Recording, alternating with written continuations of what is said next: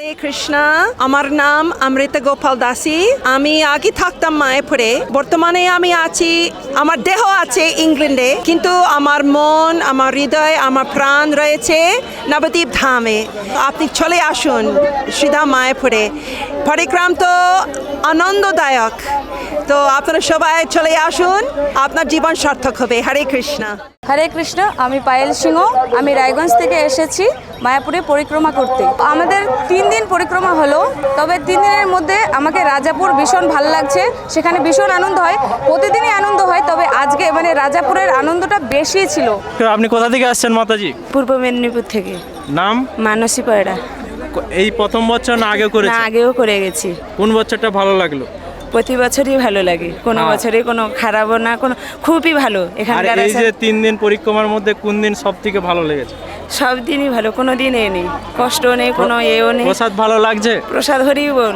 হরি বল। যেমনটি মাতাজি আমাদেরকে জানালো যে তার সব দিনই ভালো লাগছে আর প্রতি বছরই ভালো লাগে। হরে কৃষ্ণ। আপনি কোথা থেকে আসছেন?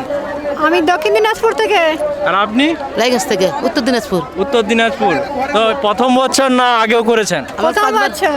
প্রথম বছর। হ্যাঁ। তো প্রথম বছর কেমন লাগছে? খুব ভালো। খুব ভালো। কোন দিন সব থেকে ভালো লেগেছে? প্রতিদিনই খুব ভালো লাগছে। আর প্রসাদ? প্রসাদ আরো ভালো। কোনো অসুবিধা হচ্ছে? অসুবিধা হয়নি। সত্যি তো? সত্যি। হরি বল। এখন মহাপ্রসাদ হবে। মহাপ্রসাদ। হরি বল। আমি ঝাড়খণ্ড। झारखंड? जी। कैसे लगा, कैसे लगा? बहुत अच्छा लगा यहाँ आके। हाँ। कौन सा दिन अच्छा लगा सबसे ज्यादा? हमेशा प्रत्येक दिन अच्छा लग रहा है। अच्छा, हरी बोल। हरी बोल। कन्हैया नाटशाला से। कनाई कनाई नाटशाला। अच्छा, धाम से आए गए। हरी बोल। তো এখন আমরা আরেকজন প্রভুকে পেয়েছি আমাদের মাঝে, যিনি সে সুদূর বাংলাদেশ থেকে এসেছেন। আপনারা জানেন যে বাংলাদেশে কেমন পরিস্থিতি, তবুও তিনি কষ্ট করে এই মায়াপুর ধামে এসেছেন পরিক্রমা করার জন্য। তো সেই প্রভুর কাছ থেকে আমরা জেনে নেব এখন কেমন লাগছে এই পরিক্রমায়। হরে কৃষ্ণ। প্রভু, আপনার উপলব্ধি বলুন। প্রভু, আমি বাংলাদেশ নরসিংদী গ্রুপ থেকে 85 জন ভক্তের সাথে আমি এই মায়াপুরে অবস্থান করছি এবং এই পরিক্রমায় এসে আমার অনেক আনন্দ লাভ করেছি, তা ভাষায় প্রকাশ করা যায় না। চলুন প্রসাদের জেনে নিই কেমন লাগছে। হরে কৃষ্ণ। হরে কৃষ্ণ। কোথা থেকে আসছো তুমি? মেদিনীপুর। মেদিনীপুর। কেমন লাগছে প্রসাদ? খুব ভালো। কদিন ধরে আছো পরিক্রমায়? 3 দিন। এর আগে করেছো না এই প্রথম? এর আগেও করেছি। তাই এবছরটা ভালো লাগছে না আগের বছর? এই বছরটা ভালো লাগছে। কি কি প্রসাদ পেয়েছো? কোন দিন প্রসাদ সব থেকে ভালো লাগলো? আজকের প্রসাদ। আজকের প্রসাদ? আজকে কি কি প্রসাদ পেলে? ডাল আর তিতা। ডাল আর তিতা। তিতা? তিতা কোথায় ছিল? ওটা কি জানি না। জানেনি, কিন্তু ভালো লাগছে। বাহ। তো হরে কৃষ্ণ। ভক্তবৃন্দ দেখতে পাচ্ছেন, তো ছোট বাচ্চা সে প্রসাদের মাহাত্ম্য বুঝেছে। তিতা ভালো লাগেনি, তবু ভালো লাগছে। হরি বল।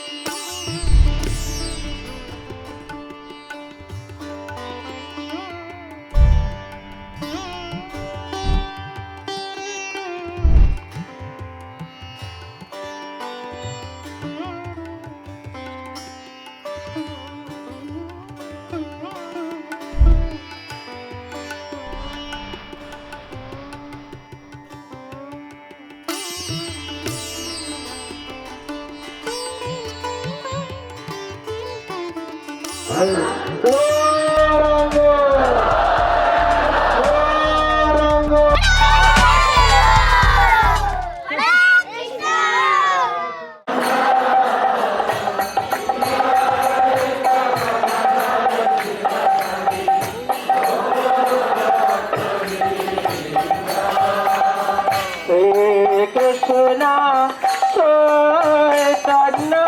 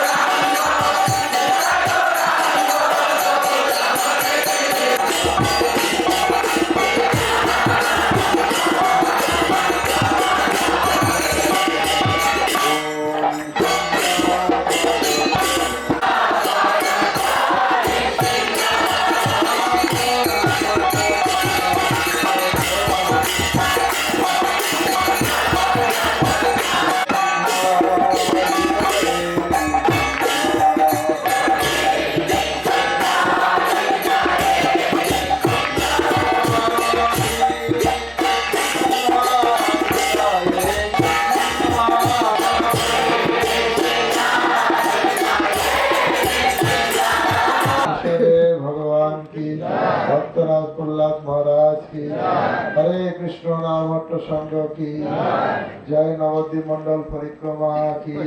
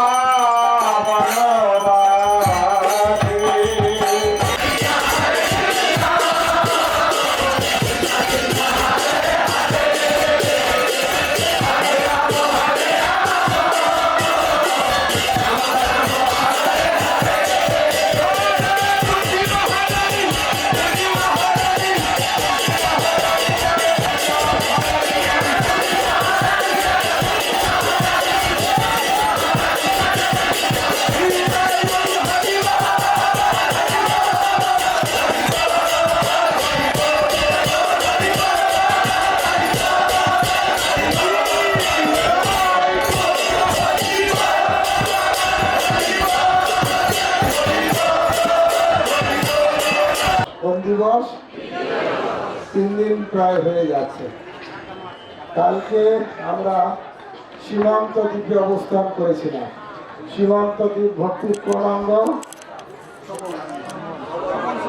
শ্রবণ কলার চাষিদারের কথা শুনেছেন? কলার গাছ রোপণ করবেন বাড়িতে? তা গতকাল সীমান্ত দ্বীপে রাজাপুরে আমরা অবস্থান করছি, সেটা ছিল শ্রবণার্থ ভক্তির অঙ্গ, অর্থাৎ খুব করে শ্রবণ করা হয়েছে মহারাজদের কাছ থেকে। না বাড়ি থেকে এসেছেন, দুঃখ লাগছে, বাড়িতে কি হলো, চোখ ঢুকলো কিনা, সব ভুলে গেছেন। হরি বল, হরি বল, গৌরাঙ্গ, গৌরাঙ্গ। আজকে এখান থেকে সকালে সকালে বের হয়ে আমরা সারাদিন আমরা গদ্রম দ্বীপে থাকবো। গদ্রম দ্বীপ কোন ভক্তির অঙ্গ? কীর্তন। খুব করে ঘুমিয়ে থাকতে হবে না, কীর্তন করতে হবে। এখানে থেকে বের হয়ে আমরা সামনেই গিয়ে আমাদের নদী পড়বে। এরকম মনে হয় না যে আমরা এই 7 দিন বা 8 দিন পরিক্রমা করতে করতে হঠাৎ যদি গৌরাঙ্গের দর্শন পাই, তাহলে ভালো জিনিস বাড়িতে নিয়ে যাবেন, নাকি এখান থেকে এই যে বাজার ঘাটে শাড়ি এটা ওটা কিনে এটা বাড়িতে নিয়ে? সবথেকে ভালো জিনিস কোনটা? গৌরাঙ্গ, গৌরাঙ্গ, গৌরাঙ্গ। তাহলে বেশি করে কথা শুনতে হবে। তার সুবর্ণ বিহারে গৌরাঙ্গ প্রেম স্বামী মহারাজ হরি কথা বলবেন। ধামে থাকছি, চিন্ময় ধাম, নবদ্বীপ ধাম, পবিত্র সব থেকে করুণাময় ধাম। এই ধামে শয়ন করে থাকছি। মনে করতে হবে নিজেকে, আমি অনেকবার বলেছি, নিজেকে সবসময় ভাগ্যবান ভাগ্যবতী মনে করতে হবে, যে আমি অনেক ভাগ্যে করেছি, তার জন্য ভগবান আমাকে এই সুযোগ দিয়েছে। এই সাধু সঙ্গে, এই ধামে রাত্রি যাপন, এই হরিনাম, এই হরি কথা, এই পবিত্র জায়গার কথা, এটি আমাদের কম ভাগ্যে হয়? অনেক অনেক ভাগ্যের ফলে এটা হয়। তাই আমাদের নিজেদের সৌভাগ্যবান সৌভাগ্যবতী মনে করতে হবে। নৃসিংহদেবের কথা শুনবো, তারপরে আমরা চলে যাব কোথায়? ঘোড়ামারা। ঘোড়ামারার মাঠে, যেখানে হরিহর ক্ষেত্রের কাছেই, সেখানে আমাদের রাত্রি যাপন হবে। হরি কথা, হরি কীর্তন, আরতি কীর্তন সব কিছুতে বেশি করে ভাগ নেবে। এই অমূল্য সময় শুয়ে বসে কাটাবেন না, অল্প করে বেশি করে সাধু সঙ্গ সুযোগ গ্রহণ করা, ঠিক আছে? এইভাবে আর আপনারা যেভাবে চলছেন কোনো অসুবিধা হচ্ছে না তো? অসুবিধা হলেও আপনারা তো সাধু মানুষ, কিছু বলবেন না, কমপ্লেন নেই। ধাম অপরাধ আছে, বর্জন করে চলা দরকার। প্রথম অপরাধ হচ্ছে শিষ্যের নিকট ধামের মাহাত্ম্য প্রকাশকারী গুরুদেবকে অপমান বা অসম্মান প্রদর্শন করা। যারা ধামের কথা বর্ণনা করছেন তাদেরকে অসম্মান বা অপমান করা। 2 নাম্বার, ধামকে অস্থায়ী বলে মনে করা। এই ধাম অস্থায়ী নয়, চিন্ময় ধাম। শ্রীকৃষ্ণ চৈতন্য প্রভু জীবে দয়া করি, সপার্ষদ স্বীয় ধাম সহ অবতরী। নিজের পার্শ্বদের নিয়ে এসছেন, লোকজন নিয়ে এসছেন, আর নিজের ধামকে নিয়ে এসছেন। প্রধানমন্ত্রী কোথাও গেলে তো ওনার বুলেট প্রুফ গাড়িটা নিয়ে যায়, ঠিক সেরকম ভগবান যেখানে আসেন নিজের ধাম সহ আসেন। তো এখানে অস্থায়ী বলে মনে করা উচিত নয়। কেউ যদি মনে করে এটা অপরাধ। শ্রীধামবাসী অথবা শ্রীধাম যাত্রীগণের কারো প্রতি উৎপীড়ন বা অনিষ্ট করা। আপনারা চলছেন ফিরছেন, দেখবেন ধামবাসীরা রাস্তায়, তাদের শ্রদ্ধা জানাবেন। আছে না শাস্ত্রে বর্ণনা আছে না, ধামবাসী জনে প্রণতি করিয়া, কি করিয়া? প্রণাম। আপনি সব প্রণাম করতে করতে গেলে রাস্তায় আর চলতে পারবেন না, কিন্তু অন্তত দর্শন করলে মনে মনে প্রণাম করা উচিত। কি করা উচিত? মনে মনে। ধামবাসী জনে প্রণতি করিয়া মাগিব কৃপার লেশ, বৈষ্ণব চরণ রেণুগায় মাখি ধরি অবধূত বেশ।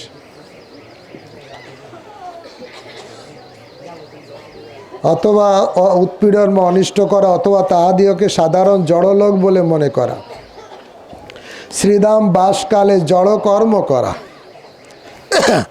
শ্রীধামেও থাকছি আর হ্যালো হ্যালো খালি ব্যবসা বাণিজ্য করছি, অনেকে মোবাইলে করে।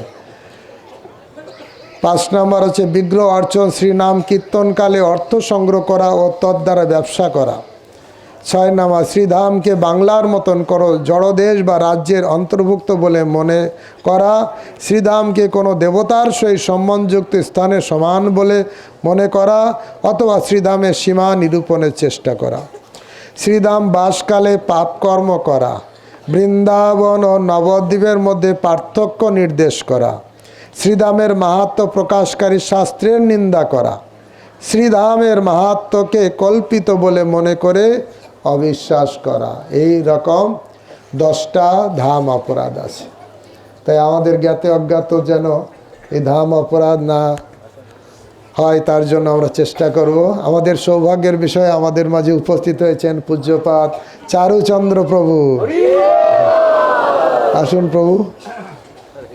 চারুচন্দ্র প্রভু 2 দিন ছিলেন না। চারুচন্দ্র প্রভু হচ্ছেন বাংলাদেশে যত ইস্কন মন্দির আছে সেসব মন্দিরে উনি হচ্ছে সাধারণ সম্পাদক।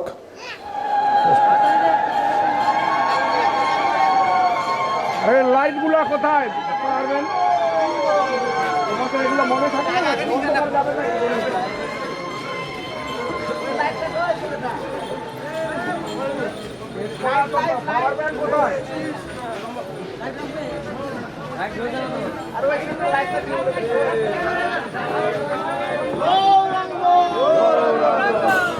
জীব জাগো, জীব জাগো, গোরা চাঁদ বলে, কত নিদ্রা যাও মায়া পিশাচীর কোলে।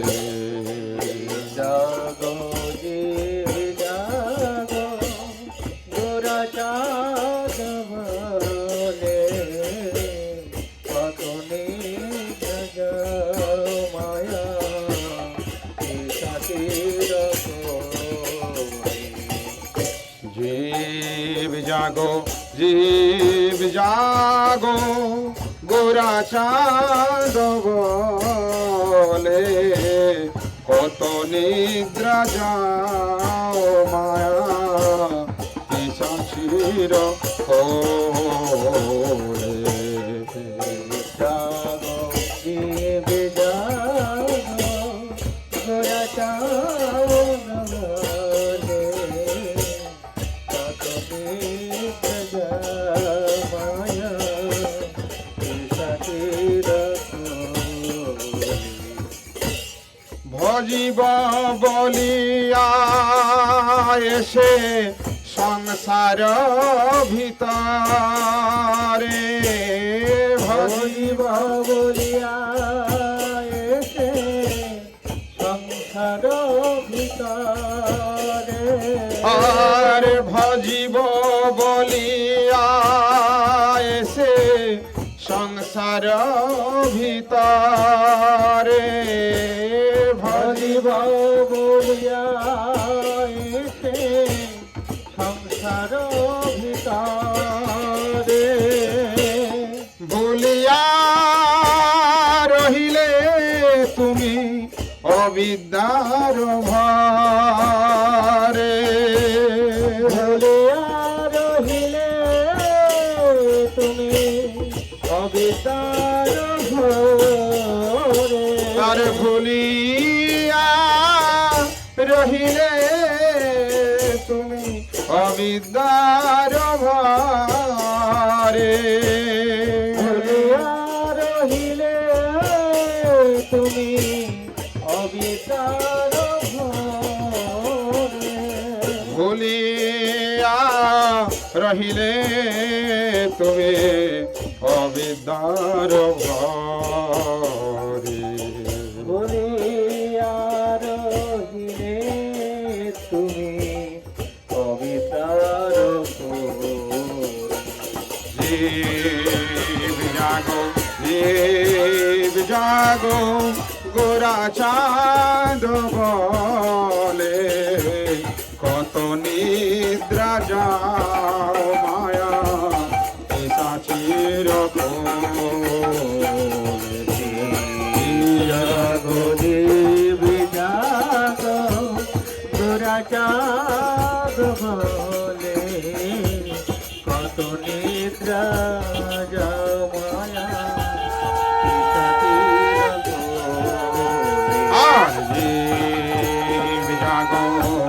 জীব জাগো গোরা চাঁদ বলে কত নিদ্রা যাও মায়া পিশাচীর কোলে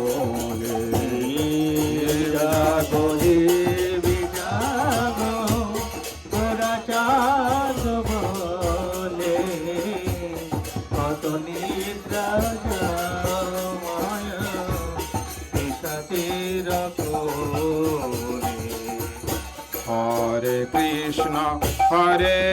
Krishna Krishna Krishna Hare Hare Hare Ram Ram Ram Hare Hare Hare Krishna Krishna Krishna Hare Hare Hare Ram Hare Krishna Krishna Krishna Hare Hare Hare Rama Rama Hare Hare Hare Krishna Krishna Krishna Hare Hare Hare Ram Ram Hare Hare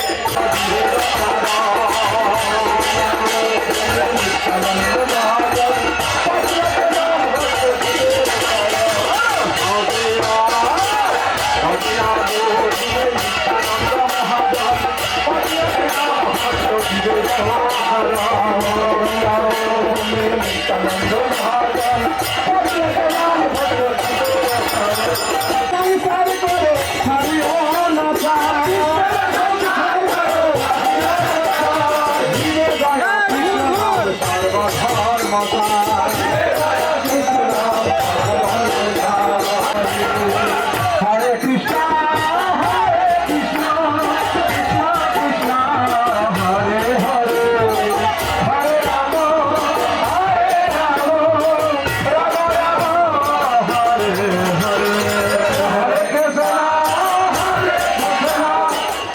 আজকে সকালে জগন্নাথ মন্দিরে মঙ্গল আরতি করে আপনাদের কাছ থেকে চলে আমি গাড়ি করে গিয়েছিলাম হরিহর ক্ষেত্র।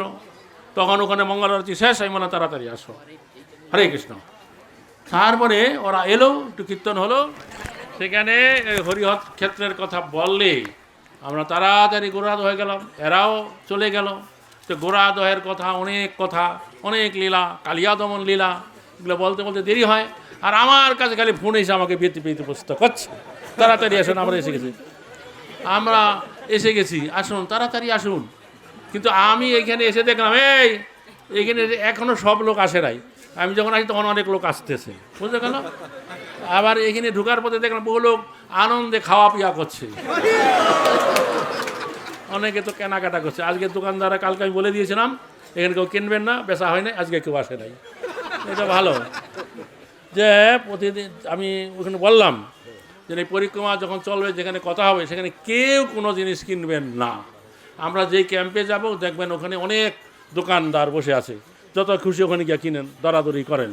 এই পরিক্রমা চলাকালীন সময় কিনবেন না। কালকে না করেছিলাম, কেউ বিক্রি হয়নি, আজকে কেউ আসে নাই।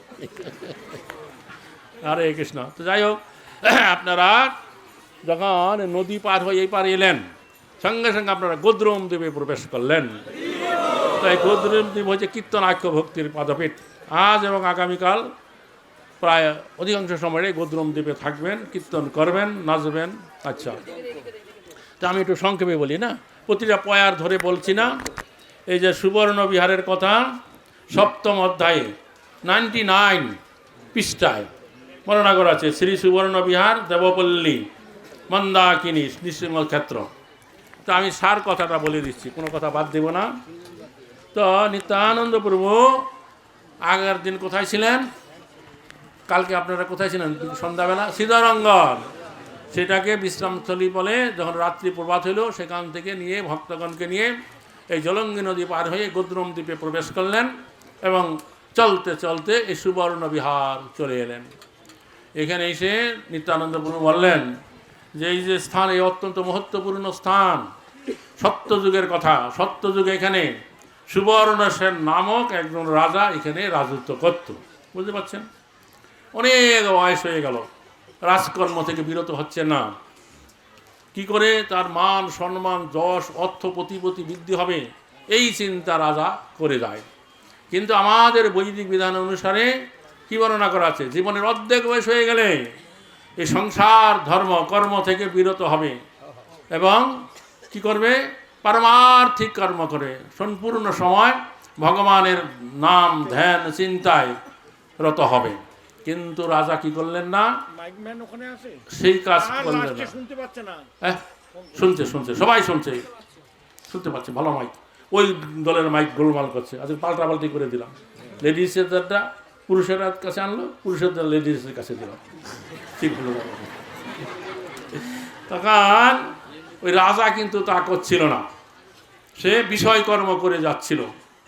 তথাপি রাজা ভাগ্যবান ছিল, কারণ এক সময় নারদ মুনি তার সম্মুখে এসে গেল রাজদরবারে। এইখানে তার রাজত্ব ছিল, এই যে দেখেন আপনারা বসে আছেন। তো নারদ মুনিকে আসতে দেখে রাজা খুব আনন্দের সহিত তাকে উপযুক্ত আসনে বসালেন, পাদ্য অর্ঘ্য দিয়ে তার পূজা করলেন। তখন নারদ মুনির ওই রাজার প্রতি কৃপা হয়ে গেল। সে তখন রাজাকে নির্জনে বসে পরম উপদেশ দিলেন যে, হে রাজা, আপনার তো এখন অনেক বয়স হয়ে গেছে, এখন আপনি বিষয়কর্ম করে চলেছেন, কি করে ধন সম্পদ যশ মান বৃদ্ধি প্রাপ্ত হবে এই চিন্তা করছেন। এই কাজটা আপনার করা উচিত নয়। জীবনের অর্ধেক বয়স হয়ে গেলেই এই বিষয়কর্ম থেকে বিরত হয়ে পরমার্থ সাধন করতে হয়, ভগবানের আরাধনা করতে হয়। যদি আপনি বলেন যে কিভাবে তা করব, এই কাজ করে আমি সুখ পাই, বলে এই সুখ নয়।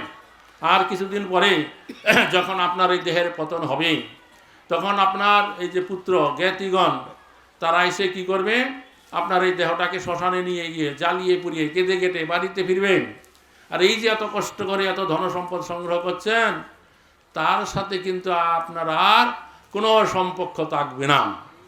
এদিকে বিষয় চলে গেল, আর পরমার্থ কাজ কিছুই করলেন না। পরকালে আপনার কি গতি হবে? পরকালে তো নরক যন্ত্রণা গিয়ে ভোগ করতে হবে। হে রাজন, এখনো সময় আছে, এখন আপনি পরমার্থ সাধন করুন। যদি বলেন যে কী করে তা করব, বলে কর্ম জ্ঞান যোগ তপস্যাদির দ্বারা তা হবে না। আমাদের শাস্ত্রে বর্ণনা করা আছে শ্রবণ কীর্তন স্মরণ বন্দন অর্চন দাস্য সক্ষম আত্মনিবেদন, এই নববিধা ভক্তির দ্বারা পরমেশ্বর ভগবানের আরাধনা করুন, তাইলে আপনার রেহাই আছে, অব্যাহতি আছে, নাইলে কিন্তু নাই। এই কথা বলে নারদ মুনি বলছেন কি, দেখো রাজা, যদিও তুমি বিষয়ী, তবু তুমি একদিকে ভাগ্যবান আছো। বলে কি ভাগ্যবান? তুমি নবদ্বীপ ধামের মধ্যে বাস করছো, এটাই তো ভাগ্যের কারণ। বলে আগামী, এখন তো সত্যযুগ চলছে, আগামী যে কলিযুগ আসবে, সেই কলিযুগে স্বয়ং ভগবান ব্রজেন্দ্র নন্দন শ্রীকৃষ্ণ তার পূর্বলীলায় যত পারিষদ ভক্তবৃন্দ আছে তাদেরকে নিয়ে তিনি এই নবদ্বীপ ধামে অবতীর্ণ হইবেন এবং কলিযুগের যে মহামন্ত্র হরে কৃষ্ণ নাম প্রবর্তন করবেন, অকাতরে যাকে তাকে প্রেম ভক্তি প্রদান করবেন। বোঝা গেল? এই কথা বলছেন নারদ মুনি। তো কি হবে? তো এই কথা বলছে সেই জন্য তুমি ভাগ্যবান আছো। তখন নারদ মুনি বলে সে যে কবে সেই ধন্য কলি আসবে আমি সেই অপেক্ষায় করছি, যে যাকে তাকে ভগবান স্বয়ং এসে নাম প্রদান করবেন। এই বলে তার বিনা যন্ত্রে ভগবানের নাম করতে করতে নারদ মুনি এখান থেকে চলে গেলেন। তখন সেই যে রাজা সুবর্ণ সেন, তার মনে একটা নির্ভেদ মানে বৈরাগ্য ভাবের উদয় হলো। তখন তিনি চিন্তা করতে লাগলেন, কোথায় সেই কলিযুগ, এখন সত্যযুগ। আমার জন্মটা যদি এখন না হয়ে কলিযুগে হতো, তাহলে মহাপ্রভুর হরিনাম সংকীর্তন বিলাস লীলা আমি দেখতে পারতাম, ভাগ্যবান হয়ে যেতাম। এইরকম করে সে চিন্তা করছে। একদিন রাত্রে যখন পালঙ্কের উপরে শুয়ে আছে গভীর নিদ্রায়, তখন তিনি দেখছেন তারই এই আঙ্গিনায় যেখানে আপনারা বসে আছেন মহাপুরুষ সবার সাথে এখানে হরিনাম কীর্তন করে উদ্দণ্ড নৃত্য কীর্তন করছেন, পরস্পরকে ধরে আলিঙ্গন করছেন। এই লীলা দেখে রাজা আনন্দে অভিভূত হয়ে পড়লেন। হঠাৎ তার নিদ্রা ভঙ্গ হয়ে গেল। তখন তিনি বুঝতে পারলেন, ও বাবা, আমি এতক্ষণ বাস্তবে দেখি নাই, এতক্ষণ আমি স্বপ্নে দেখেছিলাম। তখন খাট থেকে নেমে ভূমিতে গড়াগড়ি দিয়ে হা গৌরাঙ্গ বলে কান্না করতে লাগলেন।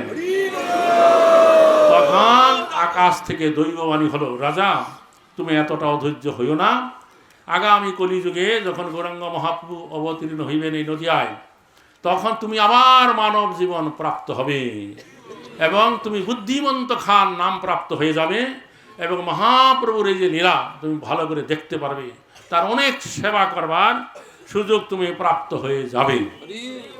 তো এই দৈববাণী শুনে রাজা আশ্বস্ত হলেন। তখন থেকে গৌরাঙ্গের ভজনা করিতে লাগলেন।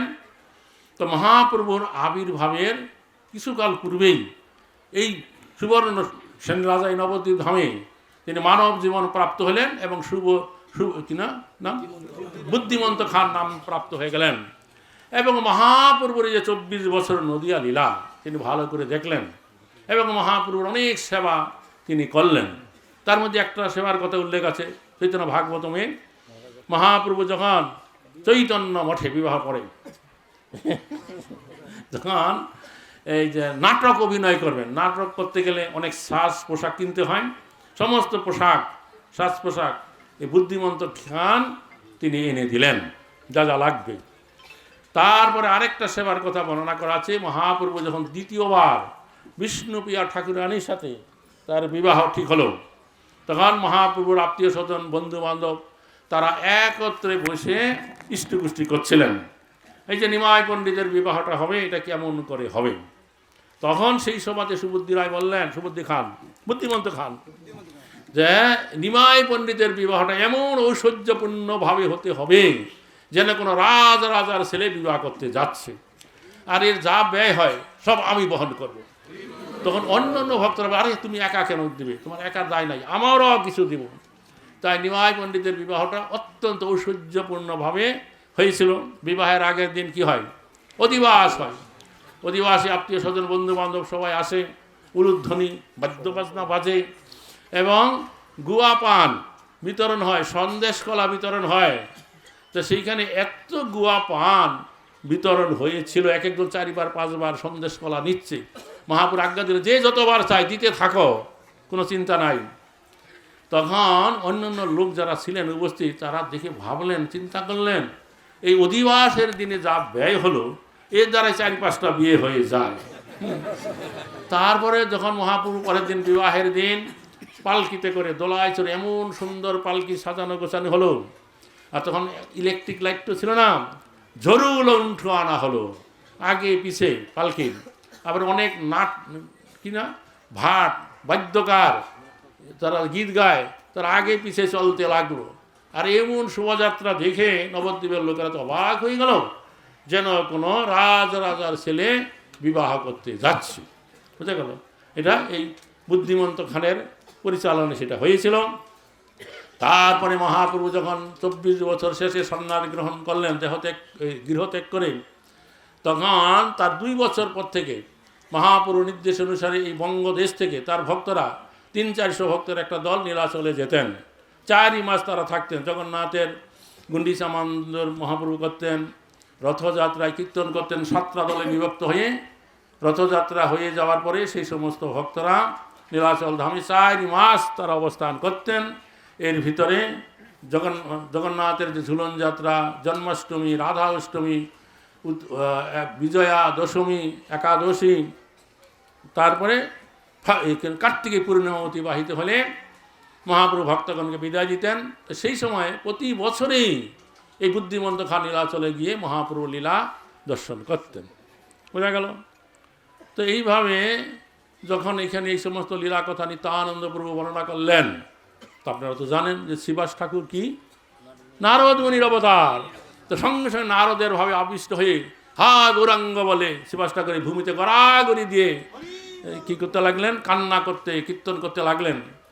আর জীব গোস্বামী হা গৌরাঙ্গ, কবে তোমার এই লীলা আমি দর্শন করব, এরকম করে যখন বলছেন, হঠাৎ মহাপুরুষ সপার্ষদ এখানে আবির্ভূত হয়ে গেলেন এবং যারা প্রকট হয়েছেন, অপ্রকটে ছিলেন, সবাই একসঙ্গে আনন্দে নৃত্য কীর্তন করতে লাগলেন। অনেকক্ষণ ধরে চললো। তারপর আবার মহাপুরুষ সপার্ষদে এখান থেকে অদর্শন হয়ে গেলেন। নিতাই গর্বে আনন্দে হরি হরি বল। তো যাই হোক, এরকমভাবে এখানে হরিনাম কীর্তন করতে করতে দ্বীপ্রহর হয়ে গেল। তারপরে মহাপ্রভু নিত্যানন্দ প্রভু ভক্তগণকে নিয়ে এখান থেকে দেবপল্লী মানে নৃসিংহপল্লী গেলেন। তো আপনারাও এখন এখান থেকে কি করবেন? কিছুটা দূর আগাইলে পঞ্চবেণী আছে, সেখানে গিয়ে সকালবেলার প্রসাদ পাবেন। তারপরে নৃসিংহপল্লীতে যাবেন, সেখানেও আমিও যাব, সেখানে কথা হবে।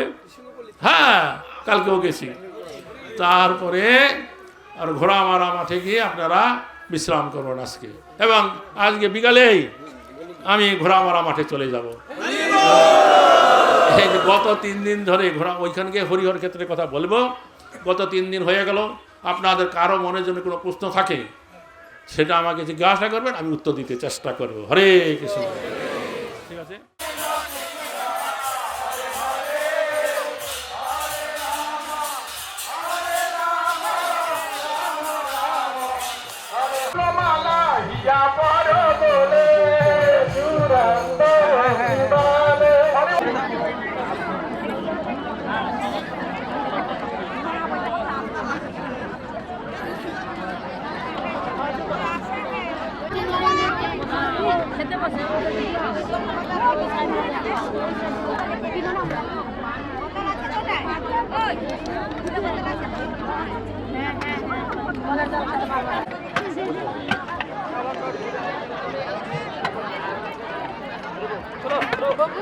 হরে কৃষ্ণ। স্বাগতম সুস্বাগতম পঞ্চাননতলা।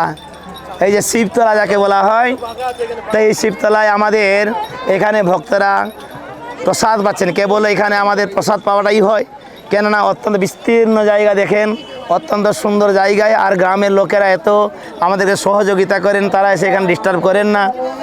আর এখন যদিও রেল লাইনটা হয়েছে, পার হওয়া একটু কষ্ট, তবুও ভক্তরা এত সুন্দর করে প্রসাদ একবারে ছোট রেল লাইন ধারে ধারে দিয়ে গাড়ি নিয়ে এসে আমাদেরকে দিচ্ছেন। এখানে আমাদের প্রায় 3000 লোকের এই সকালের প্রসাদ হয়েছে। আর আজকের যে প্রসাদ অত্যন্ত সুন্দর প্রসাদ, একবারে শিম দিয়ে সরিষা বাটা দিয়ে সুন্দর করে একটা চচ্চড়ি করেছে, আর একটা ছোলা ডাল দিয়ে একবারে লাউ, মহাপ্রভুর যে প্রিয় লাউ, একবার সুন্দর করে রসা করেছে। আর এখানে লেবু, এত সুন্দর কমলা লেবু দিয়েছে। আর যে পেয়েছে সে তার গুণ গাইতে পারবে, তারা সকলে বুঝতে পারবেন না। এনারা আজ এখন এরা সব প্রসাদ পাইনি, দাঁড়িয়ে আছে, উৎসাহ নিয়ে দাঁড়িয়ে আছেন। আর আমরা তো পেয়েছি, নিশ্চয়ই আনন্দেই আছি। তাই গৌর প্রেমানন্দে আপনারা দর্শন করুন, শ্রবণ করুন, প্রসাদ পাওয়ার ফল পাবেন। তাই গৌর প্রেমানন্দে।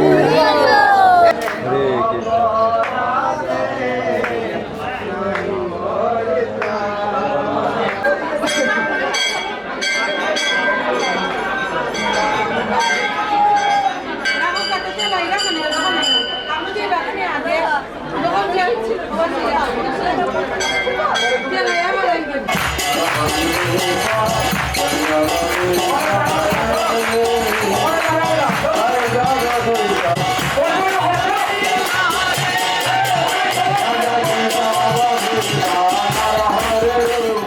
যারা আমাদের সঙ্গে পরিক্রমা এসেছেন তারা একটুখানি মনোযোগ দিয়ে শুনুন, মনটা এই দিকে প্রদান করুন।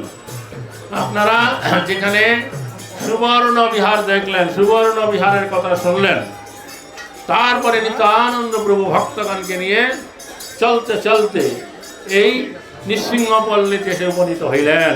বোঝা গেল? দেখুন, যাদের কাছে বই আছে 101 পৃষ্ঠা, মাঝামাঝি জায়গায় 101 পৃষ্ঠা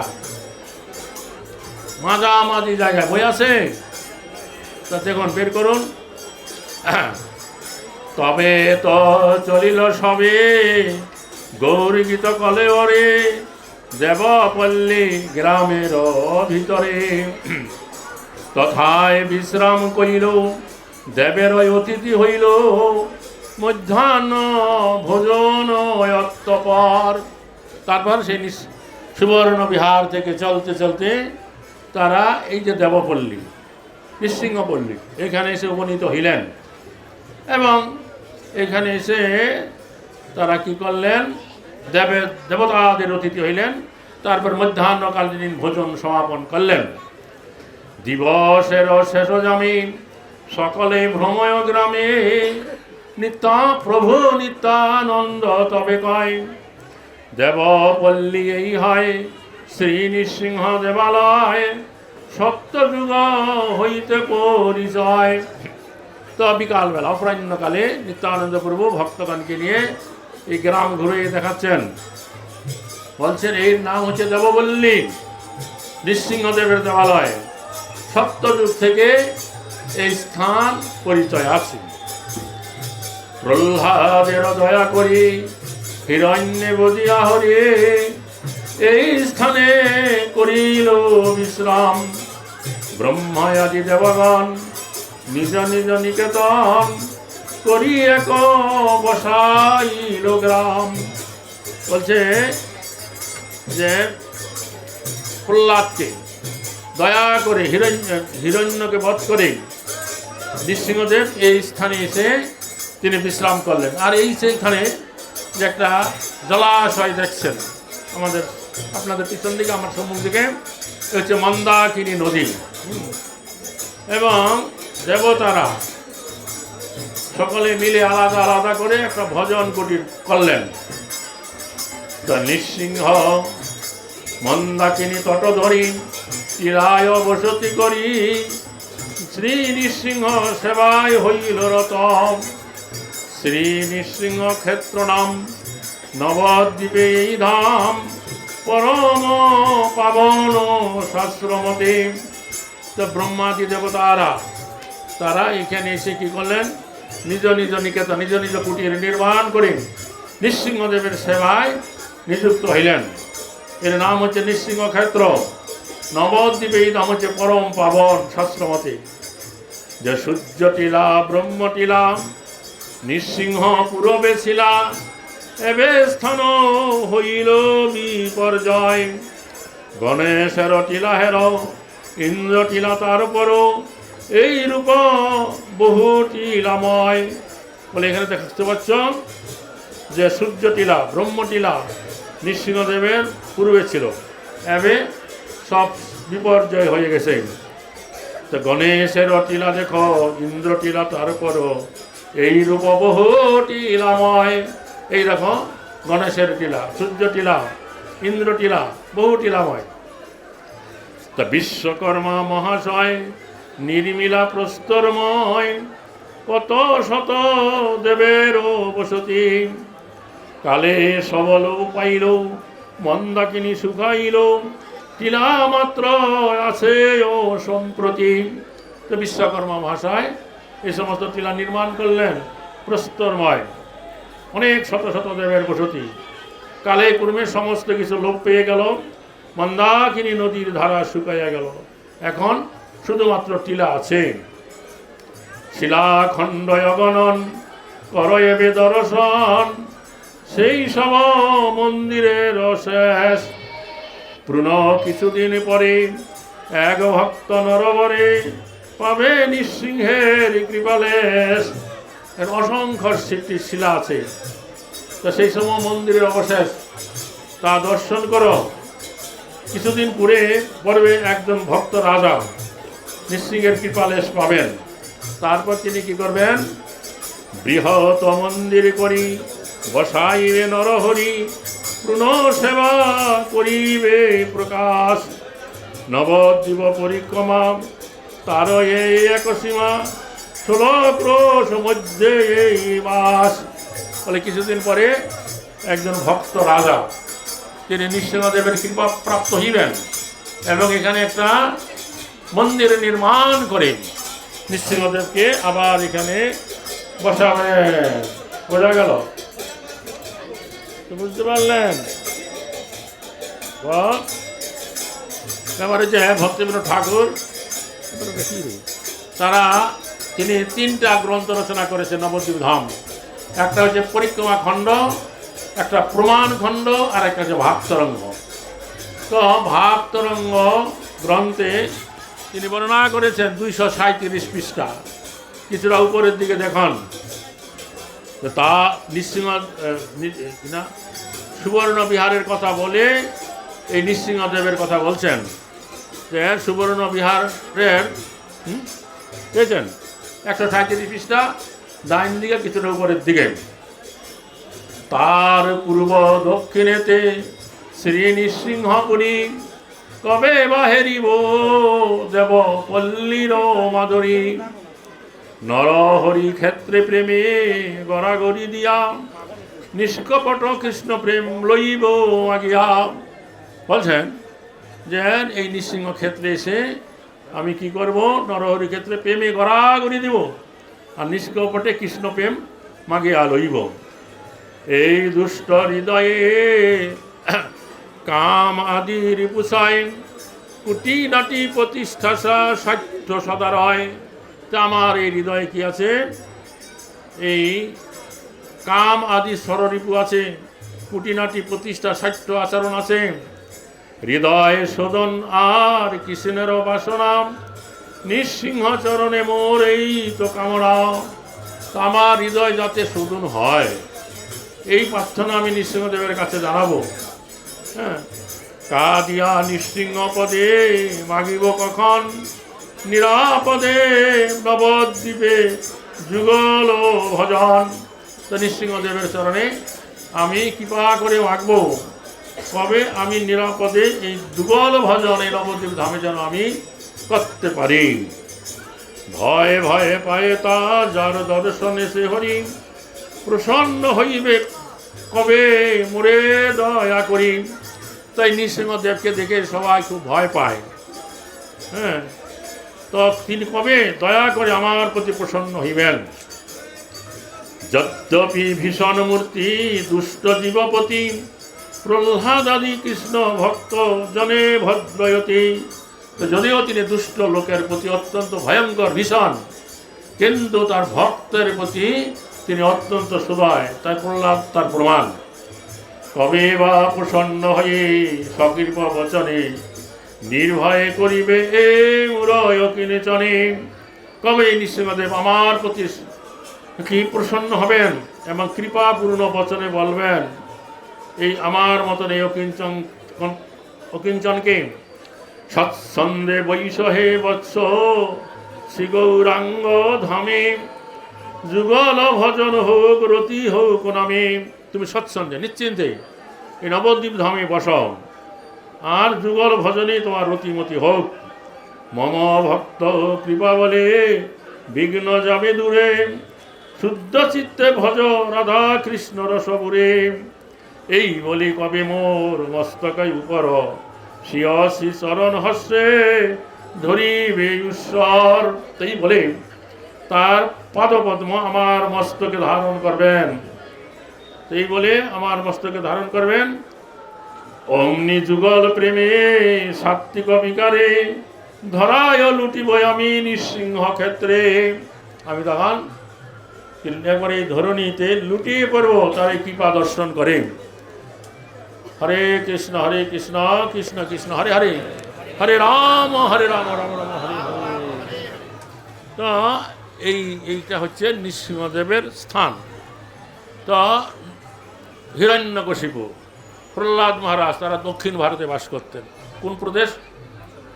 অন্ধ্রপ্রদেশ এখন। তো সেখানে নৃসিংহদেব আবির্ভূত হয়ে হিরণ্যকশিপুকে বধ করলেন, প্রহ্লাদ মহারাজকে কৃপা করলেন। তারপরে নৃসিংহদেব এইখানে এসে তিনি কী করলেন? বিশ্রাম করলেন। এই যে মন্দাকিনী নদী, তাতে তিনি হস্তপদ ধৌত করে এখানে বসে তিনি বিশ্রাম করলেন। সেই থেকে এই স্থানের নাম হইল নৃসিংহ ক্ষেত্র। বোঝা গেল? তারপরে কি হয়েছিল? অনেক কাল এইভাবে দেবতারা, বিভিন্ন দেবতারা, শত শত দেবতারা এখানে এসে কুটির নির্মাণ করে নৃসিংহদেবের আরাধনায় ভজনে তারা মগ্ন হয়েছিলেন। বোঝা গেল? তারপরে কি হলো? এক সময় এই নৃসিংহদেব তিনি মাটির অন্তরালে চলে গিয়েছিলেন, মাটিতে চাপা পড়ে গিয়েছিলেন, কেউ জানতো না। তারপরে এক সময় একজন গোয়ালা এই এলাকায় গোচারণ করত, তার একটা দুগ্ধবতী গাভী ছিল, অনেক দুধ দিত। তো তিনি লক্ষ্য করলেন এই ঘুমিয়ে পড়ে যাচ্ছে তোমার পিছনে রে। তো তার সেই দুগ্ধবতী গাভীটা আর আগের মতো দুধ দিচ্ছে না। তারপরে তিনি যখন গোচারণ করতে এলেন তখন তিনি ভালো করে লক্ষ্য করলেন যে গাভীটা কী করে, কোথায় যায়।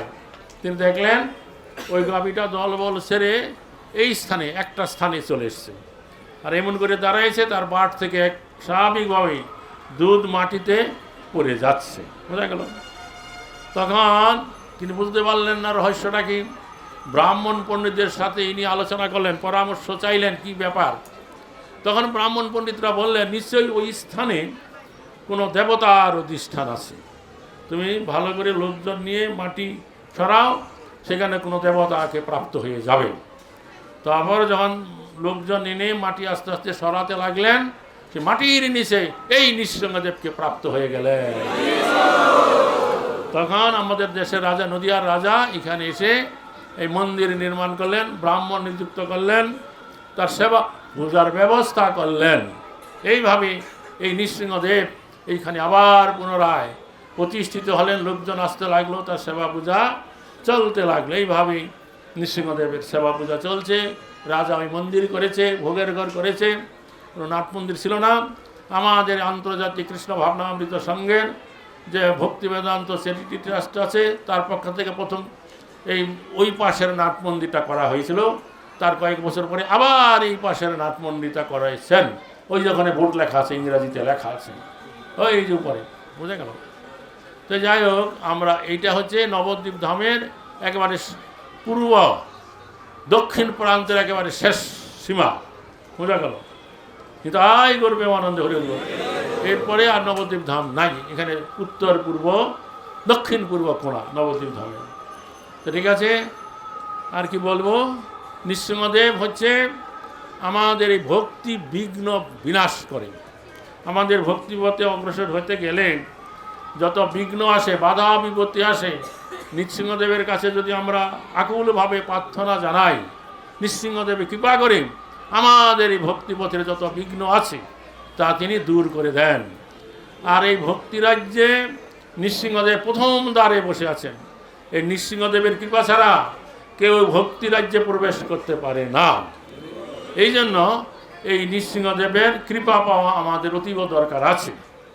আর আমাদের ছিল প্রভুপাদ এই আন্তর্জাতিক কৃষ্ণ ভাবনামৃত সংঘ স্থাপনা করে প্রতিদিন সমস্ত ভক্তদের জন্য এই মঙ্গল আরতি এবং সন্ধ্যা আরতির পরে এই নৃসিংহদেবের প্রার্থনা জানাবার ব্যবস্থা রেখেছেন। কেন? আমাদের এই যে সংস্থা, এই সংস্থা হচ্ছে প্রচারমুখী, তারা কৃষ্ণ ভক্তি জগতে প্রচার করবে। তো প্রচার করতে গেলে বহু রকম বাধা বিপত্তি আসবে, অনেক আসরিক ভাবাপন্ন লোক আছে, তারা এর বিরোধ করবে। তো তারা যাতে করে কোনো রকম বিরোধ করতে না পারে, এই জন্য ভক্তরা প্রতিদিন শ্রদ্ধা ভরে এই নৃসিংহদেবের প্রার্থনা সকাল বিকাল আরতির পরে তারা করবেন। জয় নৃসিংহদেব ভগবান কি। বুঝতে পারলেন? আপনারা যারা অনেকে আমাকে প্রশ্ন করে তারা ভক্তি করতে পারে না, আমি তাদের বলি, মানে ভালো করে নৃসিংহদেবের প্রার্থনা করবেন, স্তব্ধতি করবেন, দেখবেন সমস্ত বিঘ্ন দূর হয়ে যাবে। নিতাই করবে আনন্দ হয়ে যাবে।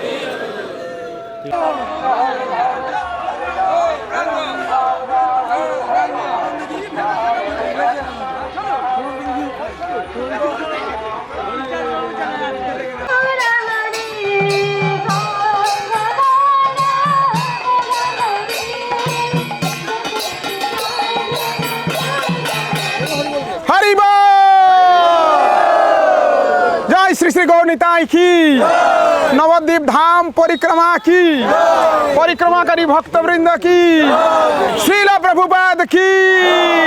হরে কৃষ্ণ। আজকে হচ্ছে নবদ্বীপ ধাম পরিক্রমার তৃতীয় দিবস। আজকে আমরা শ্রী শ্রী জগন্নাথ মন্দির থেকে, রাজাপুর জগন্নাথ মন্দির থেকে হরিনাম সংকীর্তন করতে করতে সরস্বতী জলঙ্গি নদী পার হয়েছি। তারপর ওখান থেকে আমরা হরিনাম করতে করতে চলে এসেছি সুবর্ণ বিহার, যেখানে রাজা সুবর্ণ সেন রাজত্ব করেছিলেন। ওখানে মহা হরিনাম সংকীর্তন হয়েছে। তারপর এসেছেন ওখানে শ্রী শ্রীমৎ গৌরাঙ্গ প্রেম স্বামী মহারাজ, এবং সেখানকার কথা আমরা শ্রবণ করেছি। তারপরেই আমরা পুনরায় হরিনাম সংকীর্তন করতে করতে চলে এসেছি পঞ্চানন তলা। ওইখানেই পঞ্চানন তলায় এসে আজকে আমাদের সকালের প্রাতরাস মহাপ্রসাদ পেয়ে ভক্তরা আনন্দে নৃত্য করতে করতে, কীর্তন করতে করতে চলে এসেছি নৃসিংহপল্লী। জয় নৃসিংহদেব ভগবান কি, প্রহ্লাদ মহারাজ কি। এই নৃসিংহপল্লীতে এসে আমরা নৃসিংহপল্লীর মহিমা, নৃসিংহদেবের কথা আমরা শ্রবণ করলাম। তারপরে আমরা এখন পদব্রজে হরিনাম করতে করতে, ভক্তের সঙ্গে নাচতে নাচতে, গাইতে গাইতে আমরা এখন চলে যাচ্ছি ঘোড়া মারামার। ওখানেই আজকে আমাদের রাত্রি যাপন হবে। ওইখানে দুপুরের মধ্যাহ্নকালীন প্রসাদ হবে, ওখানে স্নান, ওখানে খাওয়া দাওয়া, আর সন্ধ্যাবেলায় অপূর্ব সাংস্কৃতিক অনুষ্ঠান, সন্ধ্যারতি, নৃত্য, গীত, কীর্তন, নাটক। সবাই চলে আসুন, আপনারা এই অনুষ্ঠানে যোগদান করে মহাপ্রভুর কৃপা আশীর্বাদ লাভ করুন। আর যারা অনলাইনে গৃহে বসে নামহট্ট নিউজ চ্যানেলের মাধ্যমে দেখছেন, আপনারাও গৃহে থেকে এই নবদ্বীপ ধাম পরিক্রমা দর্শন করে পরিক্রমার সুফল লাভ করুন। আর এই চ্যানেলটাকে সাবস্ক্রাইব করে দিন, আর সবাইকে এটা শেয়ার করে দেবেন, তাহলে আরো বেশি বেশি করে মহাপ্রভুর কৃপা লাভ করবেন। গৌর প্রেমানন্দে জয় নবদ্বীপ ধাম পরিক্রমা কি, সমবেত ভক্তবৃন্দ কি, নিতাই গৌর প্রেমানন্দে। হরি হরি বল। আমরা যে হরিনাম করতে করতে যাচ্ছি, রাস্তার দু সাইডে এই নবদ্বীপ ধামবাসী কাতারে কাতারে সবাই দাঁড়িয়ে রয়েছেন, মায়েরা উলুধ্বনি দিচ্ছেন গৌর প্রেমানন্দে।